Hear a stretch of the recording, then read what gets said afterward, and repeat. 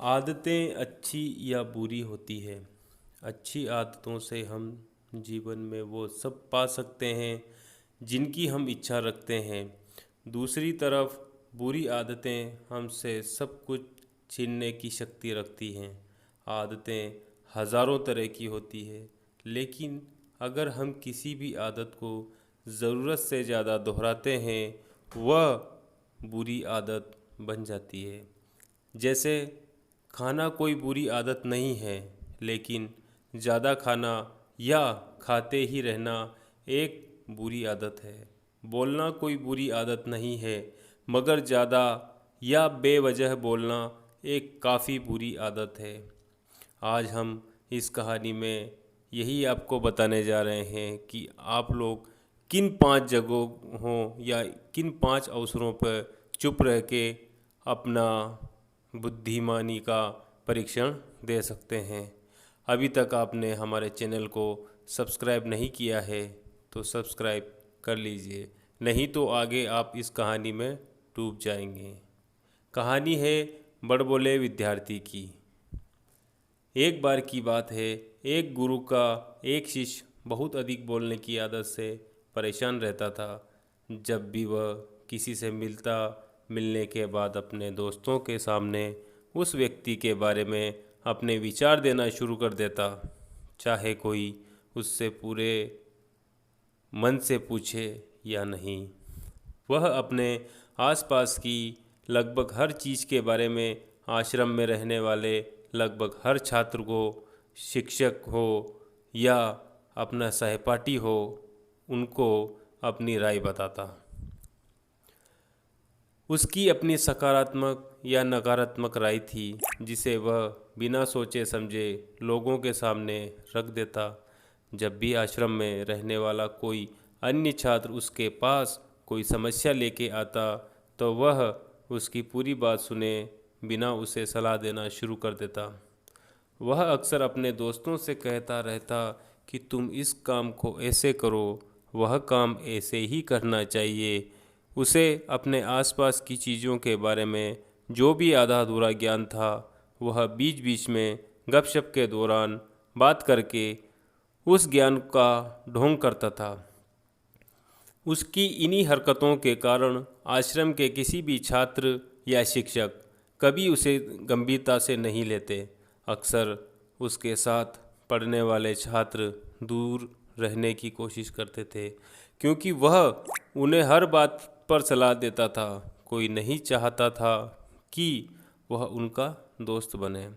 हर कोई उससे दूर रहना पसंद करता था, और अक्सर आश्रम में रहने वाले अन्य छात्र उसकी पीठ पीछे उसकी इन आदतों के लिए उसका मजाक उड़ाते थे।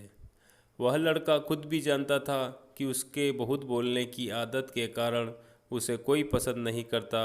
वह भी इस आदत को बदलना चाहता था, लेकिन चाहकर भी हर बात पर अपनी राय देने की आदत नहीं छोड़ पाता था। एक दिन वह अपने गुरु के पास गया और अपनी सारी समस्या गुरु को बताई। गुरु ने कहा, बेटा, वही व्यक्ति ज़रूरत से ज़्यादा बोलता है जो सोचता है कि वह सब कुछ जानता है।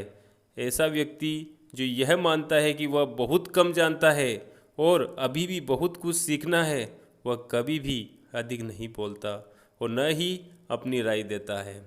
तो पहले अपने अंदर यह अभिमान दूर करो कि तुम सब कुछ जानते हो। शिष्य ने गुरु के सामने सिर झुकाया। गुरु ने कहा, बेटा, एक दिन में आपकी बहुत ज़्यादा बात करने की आदत एकदम से ख़त्म नहीं होगी। आपको धीरे धीरे अपने अंदर से आदत खत्म करनी होगी। लेकिन मैं तुमको यह ज़रूर बता सकता हूँ कि तुम किन मौक़ों पर चुप रहना चाहिए, ताकि तुम खुद को दुखी होने और किसी बड़े परेशानी से पड़ने से बच सको। शिष्य ने गुरु की बात से सहमत होते हुए हाँ में सिर हिलाया। गुरु ने कहा, बेटा, इन 5 अवसरों पर प्रत्येक व्यक्ति को अपना मुंह बंद रखना चाहिए। पहला अवसर, जब आपको लगे कि आपकी बातों से कोई आपकी भावनाओं को नहीं समझ सकता, तो उस समय आपको चुप रहना चाहिए। अक्सर हम अपने दुख दर्द लोगों को बताना शुरू कर देते हैं, जबकि हमारे आसपास रहने वाले ज़्यादातर लोगों को इस बात से कोई फ़र्क नहीं पड़ता कि हमारे जीवन में क्या चल रहा है। हर व्यक्ति को केवल अपनी परवाह है। वह केवल अपने बारे में बात करना चाहता है, वह केवल अपने बारे में सुनना चाहता है। उसे हमारे जीवन की परेशानियों की परवाह नहीं होती और वह हमारे बारे में सुनना नहीं चाहता। वह आपकी दुखद कहानी 1 या 2 बार सुन सकता है, लेकिन उसके बाद वह आपसे दूर भागना शुरू कर देगा, क्योंकि कोई भी दुखी होना पसंद नहीं करता। किसी को भी एक उदास और असहाय व्यक्ति के साथ नहीं चाहिए होता है। इसके लिए अपने कुछ करीबी दोस्तों और परिवार के अलावा किसी को भी अपनी परेशानी कभी ना बताएं, क्योंकि अक्सर वे अपनी बातों को समझने के बजाय उनका मजाक उड़ाते हैं। दूसरा अवसर, जब आपको नहीं पता कि किसी विशेष अवसर पर क्या कहना चाहिए या आपको किसी विशेष घटना के बारे में केवल आधा अधूरा ज्ञान है, तो ऐसे अवसर पर भी आपको चुप रहना चाहिए। ऐसा व्यक्ति जो आधा अधूरा ज्ञान होने के बाद भी उस विषय पर बात करता है, वह अक्सर उपहास का पात्र बन जाता है। ऐसे व्यक्ति को कोई भी गंभीरता से नहीं लेता। केवल वही व्यक्ति अपनी बात प्रभावी ढंग से रख सकता है जिसे उस विशेष घटना या विषय का गहरा ज्ञान हो। इसलिए यहाँ वहाँ से प्राप्त आधी अधूरी और अनपरखी जानकारी के आधार पर कभी भी लोगों को समझाने की कोशिश नहीं करनी चाहिए। तीसरा अवसर, गुरु बताते हैं, जब कोई व्यक्ति आपके सामने किसी तीसरे व्यक्ति की बुराई कर रहा हो तो ऐसी स्थिति में आपको चुप रहना चाहिए। आपको कभी भी ऐसी नकारात्मक बातचीत का हिस्सा नहीं बनना चाहिए, क्योंकि आज वह व्यक्ति जो कर रहा है आपके सामने किसी तीसरे व्यक्ति की बुराई, कल किसी और के सामने आपकी बुराई करेगा। और इस बात की अधिक संभावना है कि आज आपने जिस तीसरे व्यक्ति की बुराई की है उसे भी इस बात का पता चल जाते तो आप पर भी मुसीबत आ सकती है। इसलिए जब भी कोई किसी दूसरे व्यक्ति की बुराई करे या उसके गलत समय का मजाक उड़ाए तो आपको बस उसकी बात सुननी है, अपनी कोई राय नहीं देनी है। अगर आप ऐसा करें तो भविष्य में आपके लिए समस्याएं खड़ी हो सकती हैं। गुरु चौथा अवसर बताते हैं, जब कोई आप पर क्रोध और घृणा से चिल्लाता है, आपका अपमान करने की कोशिश करता है, तो ऐसी स्थिति में आप दूसरे व्यक्ति की क्रोध और घृणा को चुप रहकर कम कर सकते हैं। चुप रहकर भी आप स्थिति को बिगड़ने से रोक सकते हैं। जब आप ऐसा नहीं करते और दूसरे व्यक्ति के क्रोध का उत्तर क्रोध से देते हैं तो परिणाम काफ़ी भयंकर होता है। यदि आप उस समय चुप रहते हैं तो यह बात उस क्रोधी व्यक्ति के दिल में महसूस होती है। जब क्रोध शांत हो जाता है तो वह अपनी गलती पर पछताता है और इस बात की भी संभावना बढ़ जाती है कि वो आगे आकर आपसे माफ़ी मांगे अपनी गलती के लिए। और अगर वह माफ़ी नहीं मांगता है तो वह अंदर से दोषी महसूस करने लगता है और फिर अगली बार आप पर गुस्सा करने या नफ़रत करने से पहले कई बार सोचता है। लेकिन आपको हर हाल में या हर समय चुप भी नहीं रहना चाहिए।